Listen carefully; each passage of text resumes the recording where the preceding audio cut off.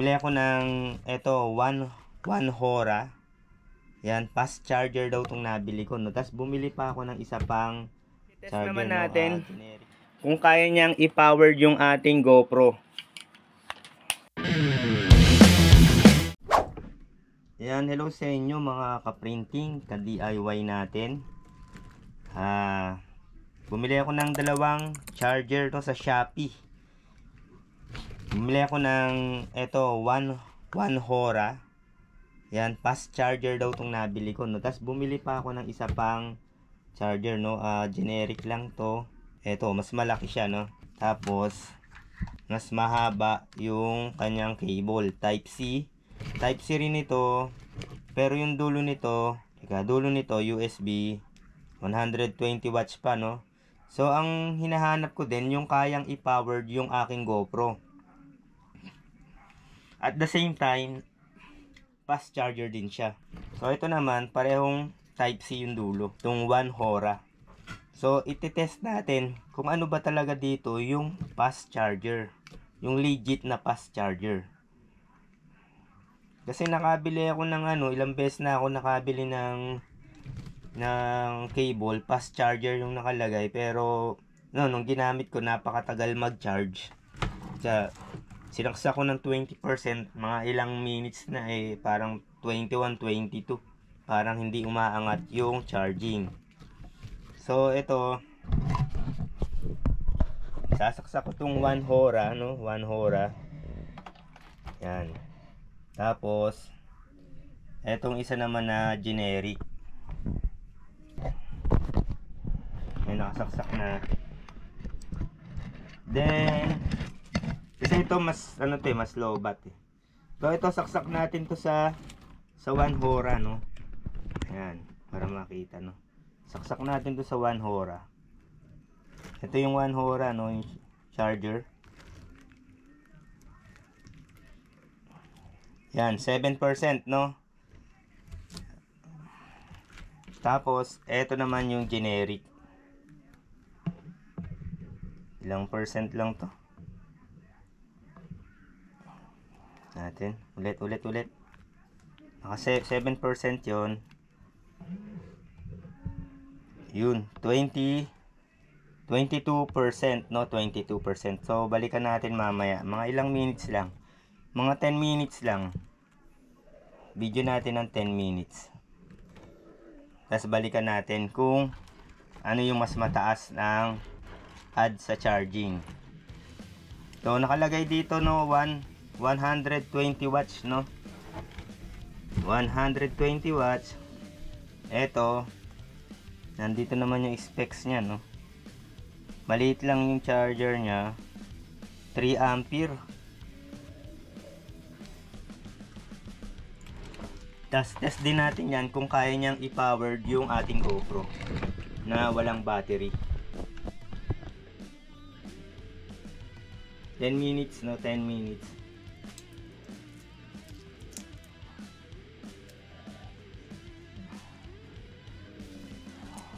Yan.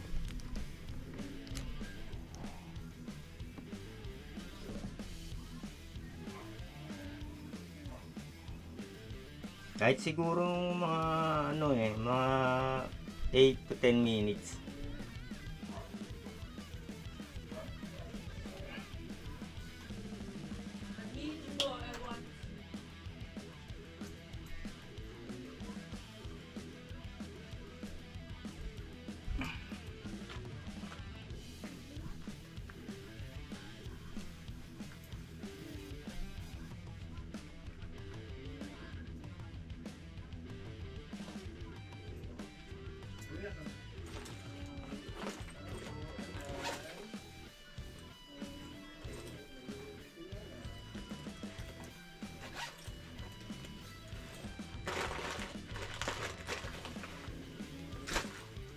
Nga pala, yung one Hora meron din silang cable, no.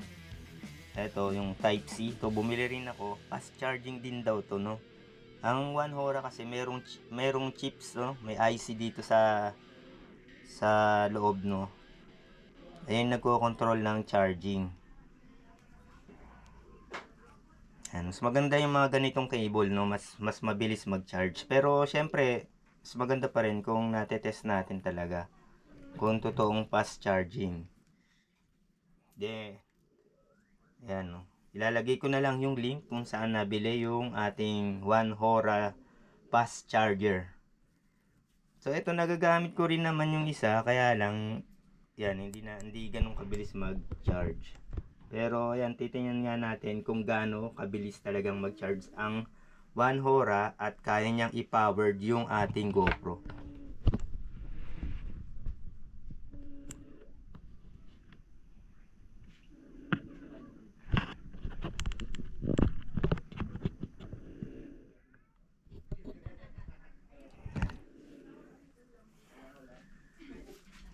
Tsaka maganda yung packaging niya. Ito yung packaging ng wire lang. 1 Hora. Yan. Sulit yung ano, no, ibabayad nyo dito, no? Kasi kung kahit mas mahal siya ng konti dun sa ibang mga fast charger na kunwari puno na fast charger, hindi naman siya fast charger talaga. Pero napakamura. Pero to, hindi naman siya kamahala, no? Affordable din naman. Pero legit siya na fast charger. Kumpara mo dun sa mabibili mo dun sa iba na hindi naman pala fast charger. Yan. Antayin na lang natin to, no? Eto pag umabot dito, check natin, no? Check natin kung ilan yung nadagdag. Ito 22 kanina, no? Ito 7 lang, no?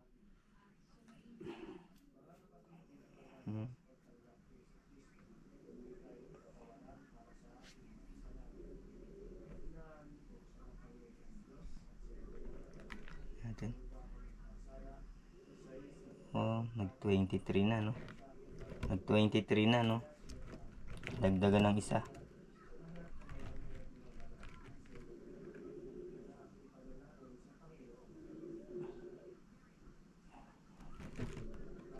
Ito, naging 9 na. 9 na, oh. 9. Tapos, ito, kanina ay 22.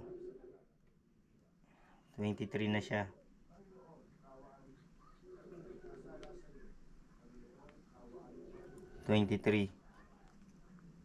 And 23.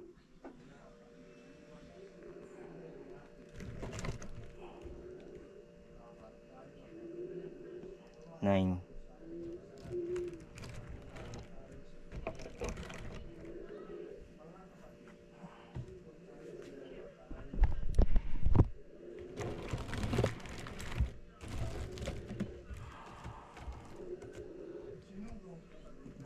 Ay. 23.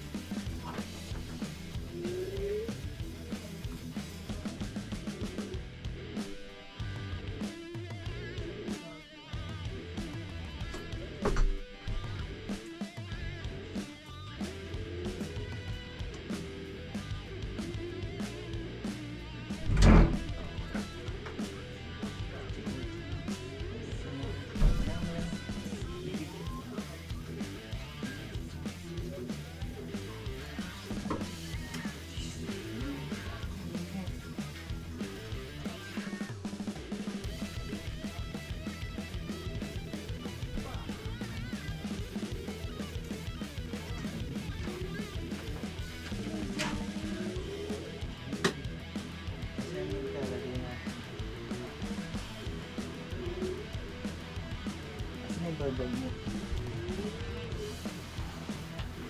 Sasagutan mo to.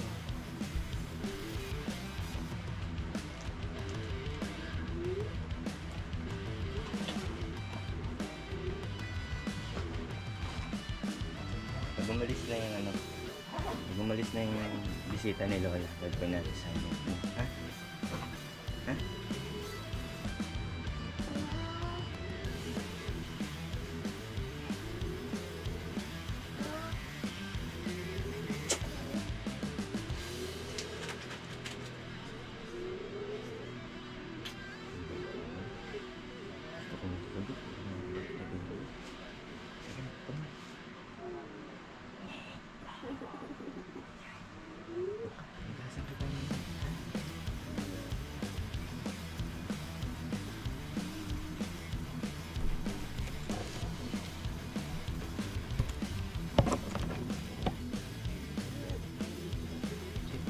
Check. Uy, 11% na oh. 11%. 11% na. Again, tingnan natin dito.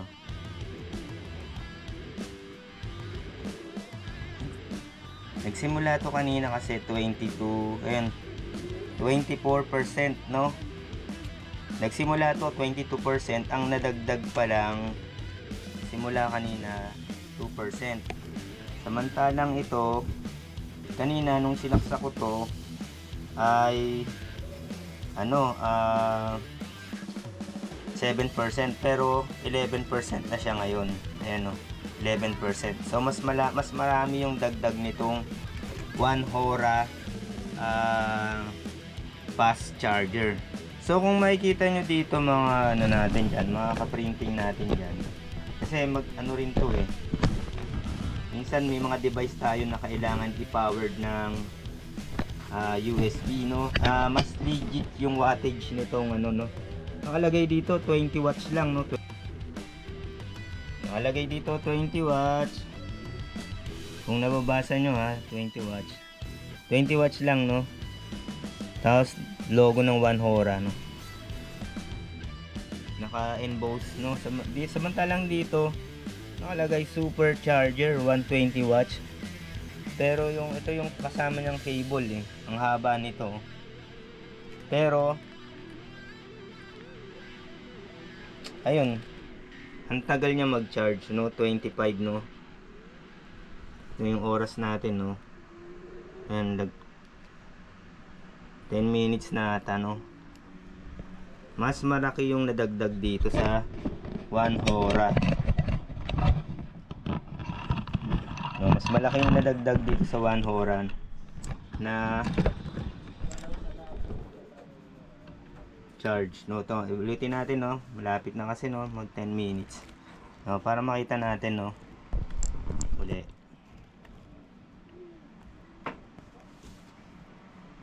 Yan, 12% na, 12% na. 7 lang kanina yan.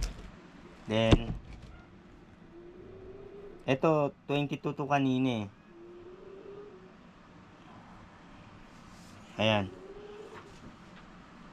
25, 22, 3 lang yung nadagdag, no? Ang tagal, no? 3 lang yung nadagdag. Yan. So, i-check pa natin kung kayang i-powered yung ating GoPro.